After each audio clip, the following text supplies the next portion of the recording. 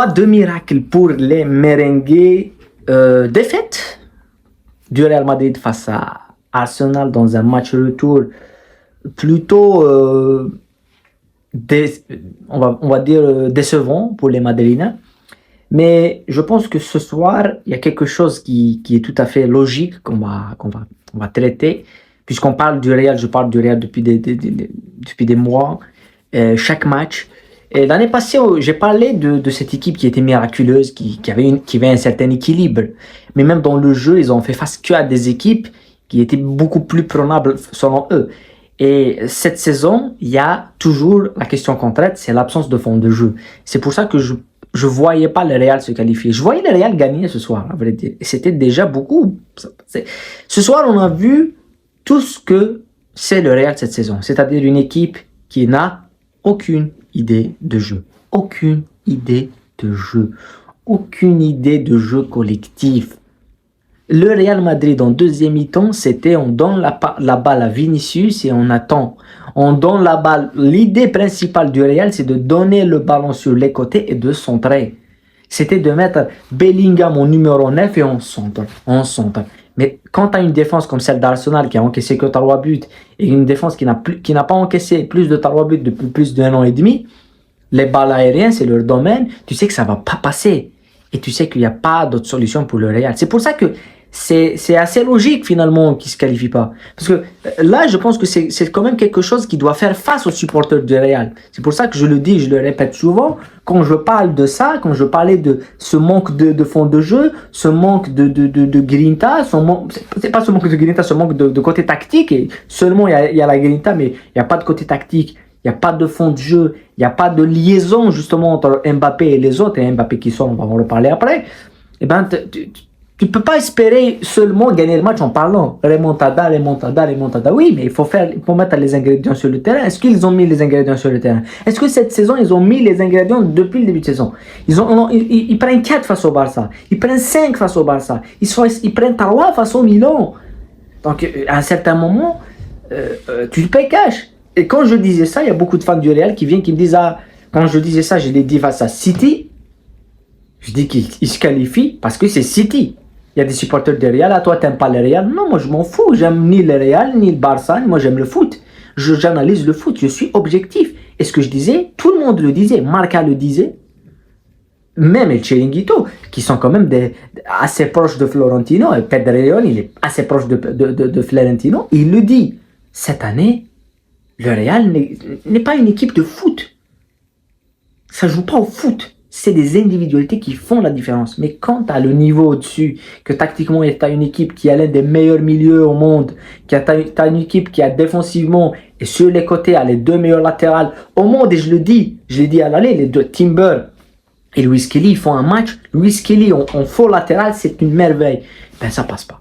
Voilà, ça passe pas. Donc ça doit réveiller le Real qui doit maintenant penser, on va essayer d'aller chercher la Copa, essayer de chercher la Liga, mais oui, essayer de battre le Barça au Montjuïc, essayer de battre le Barça en finale de coupe. Est-ce qu'ils sont capables? Oui, sur un match, tout est possible. C'est ce qu'on dit tout le temps, c'est ce qu'on a dit ce soir. On a dit oui, sur un match, ils sont capables de se transcender. Mais il faut dire adieu à Carlo Ancelotti. Ancelotti, merci, t'as tout fait, t'as gagné, mais c'est terminé l'époque où on gagnait parce qu'on jouait un foot en balance. Non, maintenant il faut travailler.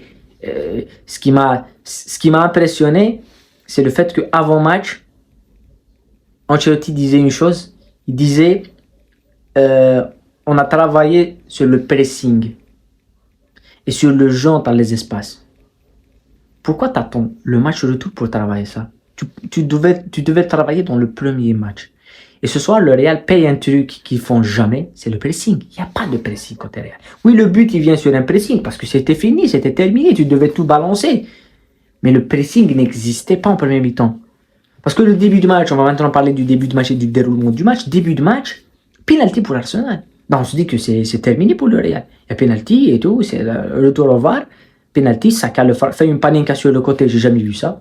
Arrêt de Courtois, tu te dis, mais le Real, ils sont dans le match et tout.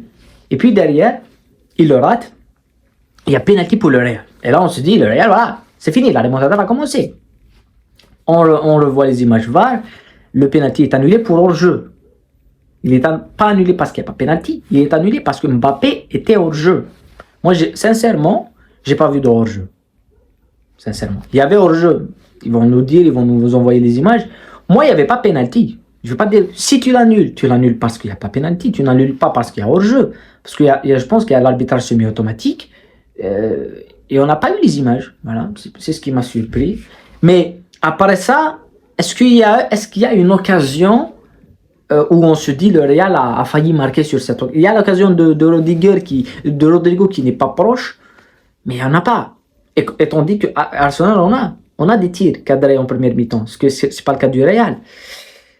Et je pense que c'est ça, que Arteta a compris qu'il doit gérer les momentum, il doit gérer le début du match, c'est-à-dire que les 10 premières minutes, il doit les gérer, il ne doit pas prendre de but, il doit gérer les 10 dernières minutes, enfin les 5 dernières minutes du match.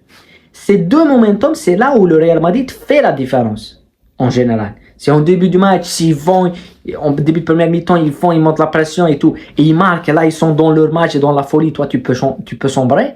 C'était pas le cas, donc, et en fin de première mi-temps, ils ont fait quand même essayer de mettre plus d'intensité, ce qui n'est pas le cas aussi, l'absence de fond de jeu. Et en deuxième mi-temps, début de deuxième mi-temps, l'Arsenal a bien géré ça, une nouvelle fois avec un milieu de terrain magistral, et les 10 dernières minutes, voilà.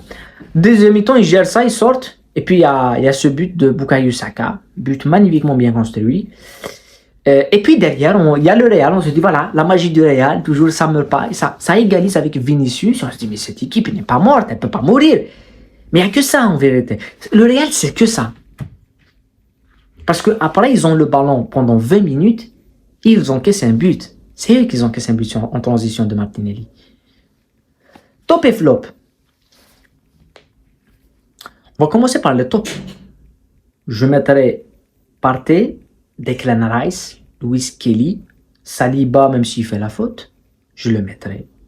Parce que là, on va mettre la charnière, elle était monstrueuse. Merino, il était extrêmement important dans le pressing, la façon dont il presse les deux en tant que premier défenseur. Et c'est ça, on voit la différence entre une équipe qui a gagné 3-0 à l'aller et qui va au Bernabéu avec toute l'atmosphère et qui continue de faire un pressing assez haut et médium, et une équipe qui perd 3-0 et qui ne peut pas presser. Pas parce qu'elle ne peut pas, parce qu'elle ne sait pas presser. Le Real ne sait pas presser.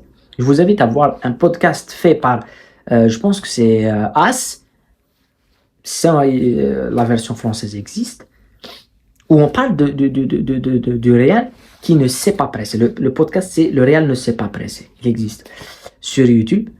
C'était le cas. Donc Arsenal, pour moi, c'est un top. Mais Declan Rice, Partey qui ne jouera pas face au PSG là, allez. Ça, c'est un point très très important pour les Parisiens.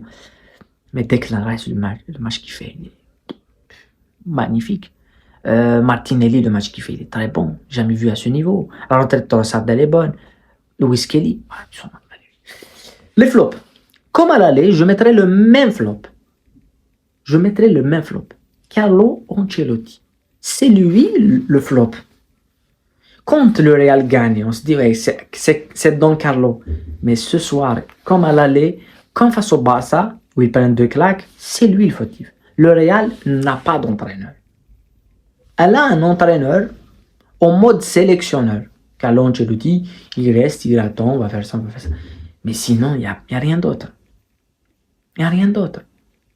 Et c'est là où on voit que la fin de saison, elle peut être vraiment compliquée pour les merengues. Ils doivent vite gagner face à Bilbao. Après, pour dire un mot sur Mbappé, qui sort sur blessure, le match de Mbappé, c'est comme le match de Vinicius, c'est comme le match de Bellingham, c'est un match compliqué. On peut pas. Ils sont perdus collectivement. On peut pas leur tomber dessus individuellement. Toi t'es mauvais. Ils sont tous mauvais parce que le collectif n'est pas bon. Le collectif ne met pas en valeur. Et je pense que il doit y avoir quelque chose. Tu peux pas. Moi, je pense que en matière d'équilibre de jeu, offensivement, oui, je sais qu'il y a des gens qui ont dit on peut pas jouer avec les 4. On peut pas jouer avec Rodrigo, Bellingham, Mbappé et Vinicius ensemble. Ça peut pas fonctionner en matière d'équilibre. Défensivement, je comprends ça. Je comprends qu'on peut pas défendre avec ces 4 joueurs. Peut-être, je peux le comprendre, parce qu'il ne revient pas, il ne défend pas. Mais offensivement, tu me dis que avec ces 4 joueurs, c'est comme ça que le Real Madrid attaque, et que le point d'attaque du Real Madrid, le meneur de l'attaque du Real Madrid, c'est Lucas Vazquez. Là, je me dis qu'il y a un grand problème pour les merengues. et c'est Carlo Ancelotti. Donc, vivement, il y a des gens qui disent que Klopp peut remplacer Carlo Ancelotti. Peut-être en matière de jeu offensif, Klopp est beaucoup meilleur. Et ouais.